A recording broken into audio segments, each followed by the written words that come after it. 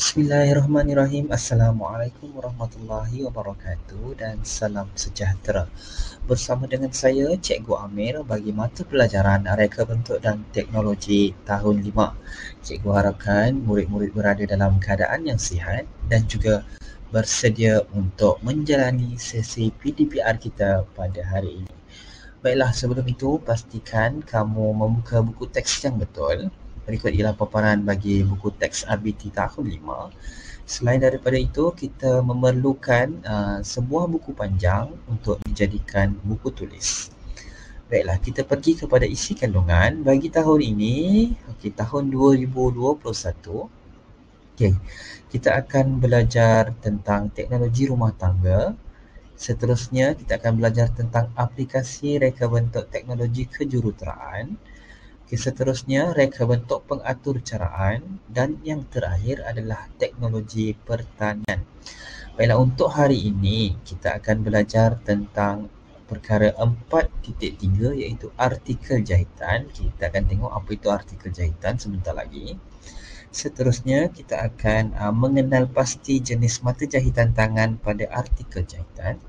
Dan juga kita akan dapat menerangkan fungsi alatan jahitan. Okey. Dalam gambar rajah yang telah cikgu sediakan ni, sama seperti paparan buku teks kamu. Alia, ibu dan adiknya berada di sebuah kedai yang menjual produk berasaskan jahitan. Alia berkata, "Ibu, lihat ini, ada banyak sarung tangan di sini. Corak jahitannya berbeza-beza dan menarik." Ibu pun berkata, "Ya Alia, ada pelbagai jenis mata jahitan digunakan bagi menghasilkan sarung tangan ini."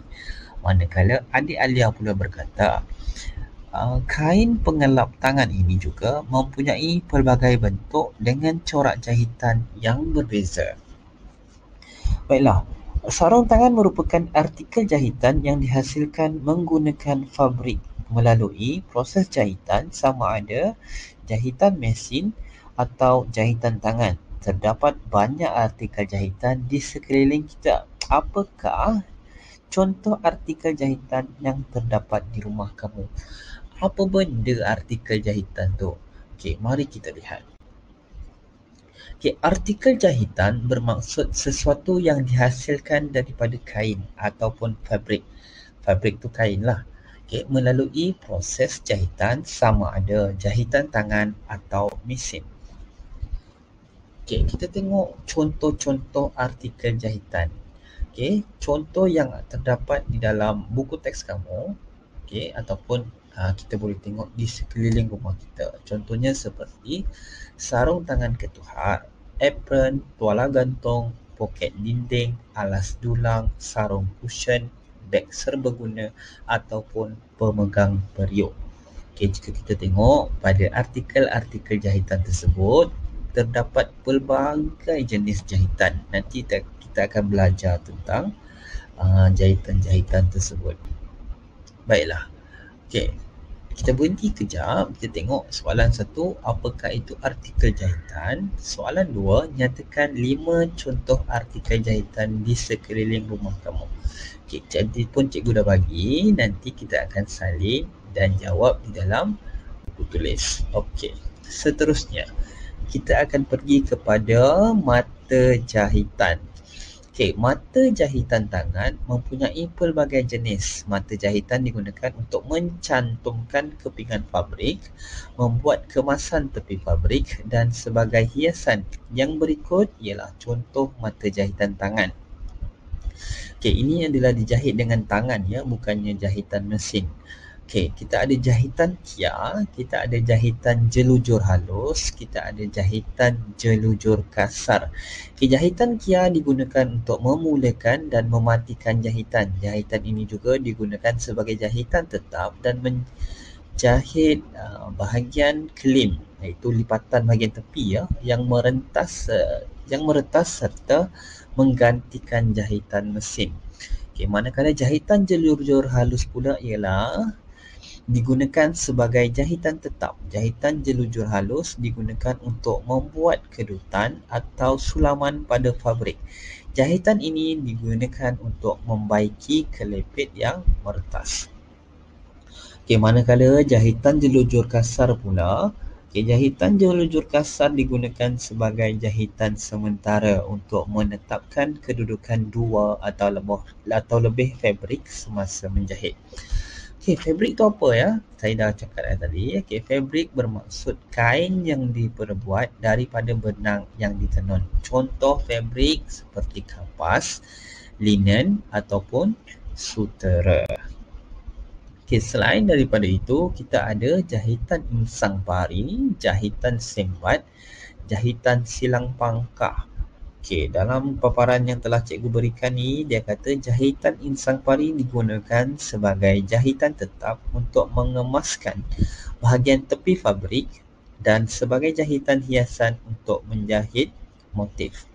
Jahitan sembat pula digunakan sebagai jahitan tetap untuk menjahit bahagian kelipit atau bahagian hiasan. Manakala jahitan silang pangkah pula, jahitan ini digunakan sebagai jahitan tetap untuk mengemaskan bahagian kelipit, bahagian lipatan atau tepi kain serta sebagai jahitan hiasan. Okey, soalan 3. Apakah kegunaan mata jahitan pada fahaman kamu? Apa kegunaan jahitan-jahitan tu? Dia dah bagi dah tadi.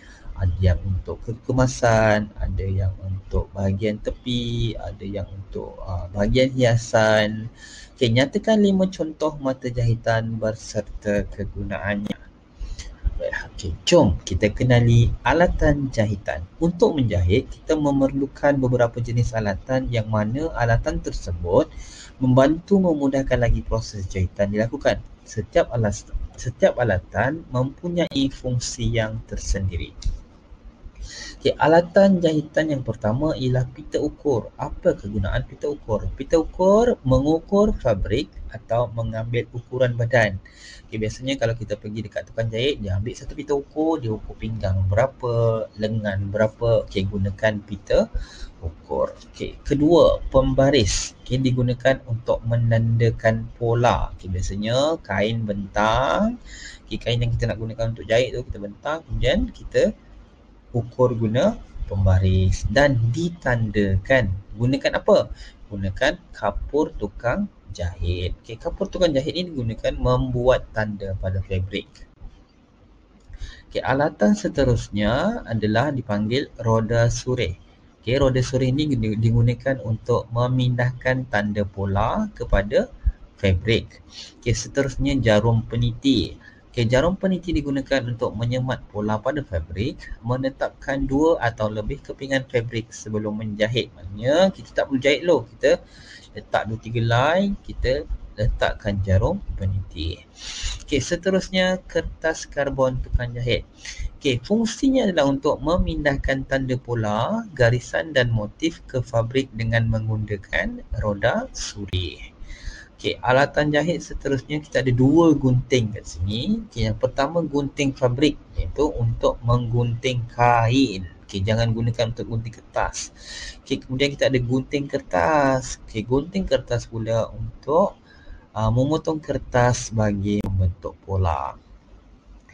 Alatan seterusnya adalah jarum jahit. Jarum jahit tangan. Apa beza jarum jahit tangan dengan jarum peniti? Jarum jahit tangan dia ada lubang. Yang mana lubang tersebut adalah untuk dimasukkan benang. Manakala jarum peniti dia ada kepala ke atas. Seterusnya kita ada mesin jahit mini, iaitu untuk menjahit fabrik. Menggunakan elektrik untuk berfungsi. Kemudian mesin jahit tangan. Dia macam stapler. Tap. Ini adalah untuk menjahit fabrik, digunakan secara manual. Dia tak ada elektrik, dia tak ada bateri. Kemudian kita ada peretas jahitan. Fungsinya adalah untuk meretas dan menanggalkan mata jahitan serta memotong lubang butang. Baiklah, kesimpulannya pada hari ini kamu telah mempelajari tentang artikel jahitan dan beberapa contoh artikel jahitan. Kamu turut mempelajari beberapa jenis mata jahitan yang digunakan ketika proses menjahit tangan. Kamu juga sudah mengenali beberapa peralatan yang diperlukan untuk menjahit. Jadi, cikgu harap kamu salin semula soalan yang telah cikgu berikan. Okey.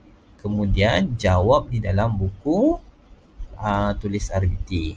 Cikgu juga minta kamu fotostat gambar serta fungsi alatan dan tampalkan di dalam buku tulis. Okey, fotostat buku teks kamu tampal semula dalam buku tulis RBT. Okey, kita akan jumpa lagi.